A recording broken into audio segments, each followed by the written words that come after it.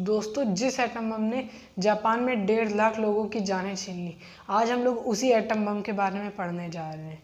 और उसका रीज़न ये है क्योंकि ये एक क्लास 10th के फिज़िक्स का टॉपिक है और हम लोग को ये भी जानना चाहिए कि कौन सी ऐसी चीज़ है जो एटम बम को, न्यूक्लियर बम को इतना ज़्यादा पावरफुल बना देती है। तो गाइज़, मैं हूँ अमोक तिवारी एंड आप देख रहे हैं एडोफन। तो चलिए समझते हैं। तो जो एटम बम में प्रोसेस यूज़ होती है उसको हम लोगों ने नाम दिया है nuclear fusion.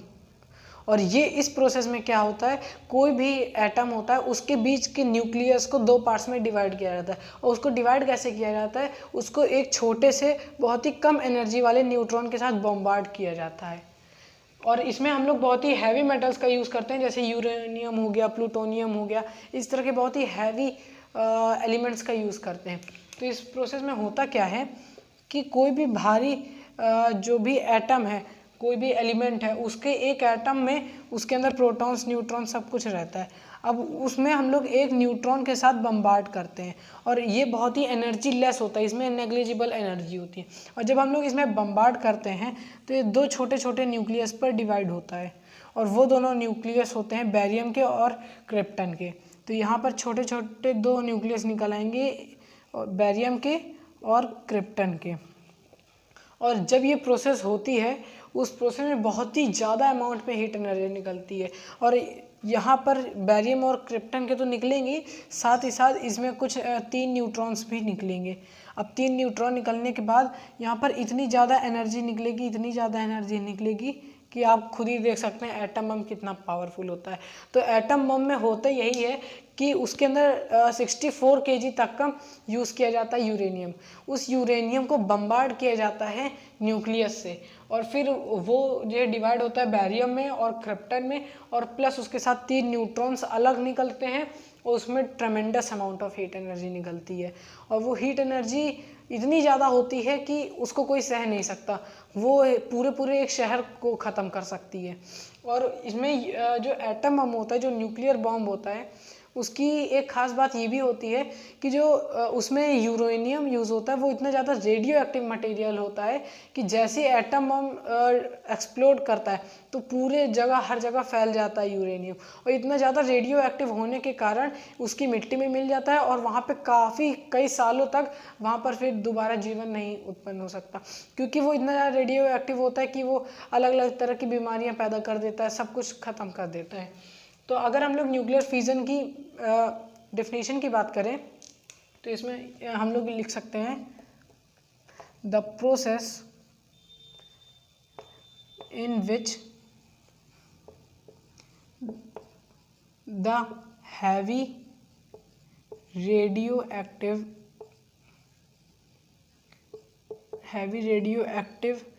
Atom is bombarded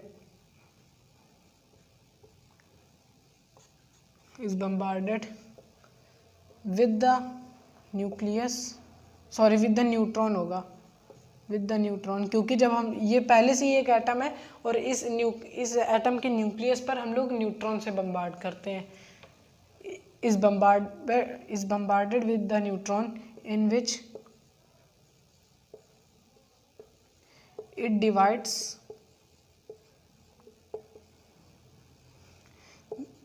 the nucleus into smaller nucleus।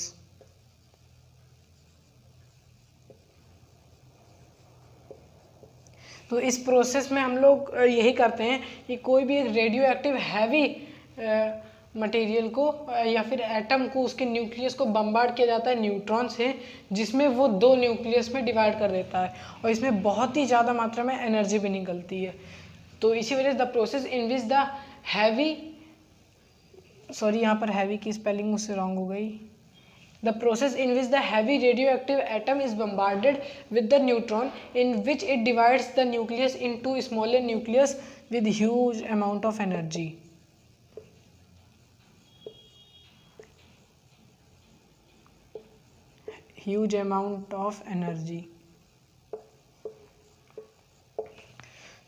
तो आई होप आप लोग को न्यूक्लियर फ्यूजन प्रोसेस समझ में आ गई होगी। अब हम लोग क्या होता है, जैसे हम लोग कहते हैं कि एनर्जी सेव करिए, कोल ख़त्म हो रहा है, पेट्रोलियम ख़त्म हो रहा है, तो ये सारी चीज़ें जो नेचुरल ये जो रिसोर्सेज है ये एक टाइम बाद कभी ना कभी इनको ख़त्म होना ही है। लेकिन आने वाले समय पर जब ये सारी चीज़ें ख़त्म हो जाएंगी, जब कोई भी सोर्स नहीं बचेगा एनर्जी का, तब हमारे यही प्रोसेस काम आएगी न्यूक्लियर फ्यूज़न की।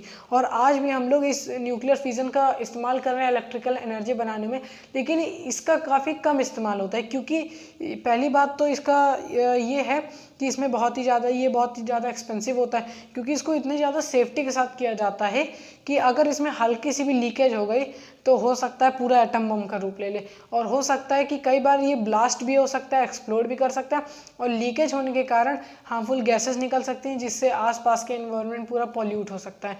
तो इसको बहुत ही ज़्यादा सेफ्टी के साथ इस प्रोसेस को किया जाता है। और यहाँ पर आप एक फ़ोटो देख रहे होंगे, उसमें पूरा लिखा हुआ है फिगर में कि कैसे न्यूक्लियर फ्यूजन प्रोसेस की जाती है। तो ये थी पूरी न्यूक्लियर फ्यूजन प्रोसेस, ये एटम बम में यूज़ होती है। इसमें 64 kg ऑफ यूरेनियम यूज़ होता है, जिसमें कुछ परसेंटेज उसमें यूज़ हो पाता है और बाकी का नहीं यूज़ हो पाता। तो इस प्रोसेस में ये जो काफ़ी ज़्यादा एनर्जी निकलती है, वो एनर्जी इसलिए निकलती है कि आइंस्टाइन ने एक थ्योरी दी थी जिसका फार्मूला था E=mc²। उस थ्योरी में आइंस्टाइन ने बताया था कि कोई भी मास हम लोग उसको एनर्जी में कन्वर्ट कर सकते हैं, और छोटा से छोटा मास भी जब एनर्जी में कन्वर्ट होता है तो बहुत ही ज़्यादा अमाउंट में एनर्जी रिलीज कर सकता है। अब आप इसका अंदाज़ा इस तरह से लगा सकते हैं कि वो फॉर्मूला था E=mc²। अब यहाँ पर E मतलब एनर्जी, M मतलब मास, अब C का मतलब है स्पीड ऑफ लाइट। तो स्पीड ऑफ लाइट लगभग 3 लाख किलोमीटर पर सेकेंड की स्पीड होती है, और उसका भी स्क्वायर मतलब 3 लाख इंटू 3 लाख, और इंटू में मास। तो मतलब छोटा सा भी मास को अगर हम लोग एनर्जी में कन्वर्ट करते हैं तो इतनी ज़्यादा अमाउंट में एनर्जी निकलती है। तो इसी वजह से ये जो प्रोसेस होती है न्यूक्लियर फ्यूजन, इसमें 0.1% में मास की कमी आती है। यानी आपने जो पढ़ के रखी हुई है एक थ्योरी जिसमें mass of reactant is mass of product होता है, वो गलत यहाँ पर प्रूव हो जाता है, क्योंकि यहाँ पर जो मास है रिएक्टेंट का, मतलब ये यूरेनियम जिसको न्यूट्रॉन के साथ बम्बार्ड किया जाता है, इसका मास थोड़ा ज़्यादा होगा और इधर साइड का मास थोड़ा कम होगा, क्योंकि जब ये बम्बार्ड किया जाता है तो इसमें काफ़ी सारा मास, काफ़ी सारा नहीं, सिर्फ 0.1% जितना मास इसमें अचानक से डिसअपियर हो जाता है और वो एनर्जी में कन्वर्ट हो जाता है, और वही एनर्जी एटम बम से रिलीज होती है, और आप देख सकते हैं वो एनर्जी कितनी ज़्यादा ह्यूज अमाउंट में होती है।